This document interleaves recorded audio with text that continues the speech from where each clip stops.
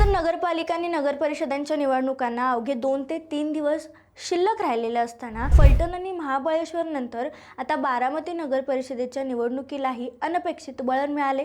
या तिन्ही ठिकाणांच्या निवडणुका पुढे ढकलण्यात आल्यात। बारामती, फलटण आणि महाबळेश्वरमध्ये 20 आणि 21 डिसेंबरला मतदान प्रक्रिया पार पडणार असल्याचं निवडणूक आयोगाने सांगितलंय। खरं तर बारामती नगरपरिषदेत अर्ज भरण्याच्या वेळी अनेक त्रुटी आढळून आल्या होत्या।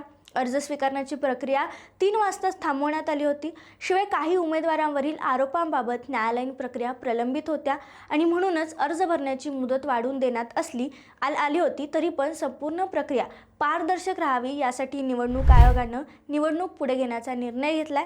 याच धर्तीवर फलटण आणि महाबळेश्वरमध्येही अशी समान परिस्थिती निर्माण झाल्यानं त्याही निवडणुका पुढे ढकलण्यात आल्यात। त्यामुळे महाबळेश्वर, फलटण आणि बारामती या तिन्ही नगरपरिषदेच्या निवडणुकांच्या नव्या तारखा जाहीर झाल्यात। आता बदललेल्या तारखांकडे आणि या निवडणुकीकडे सगळ्यांचंच लक्ष लागलंय।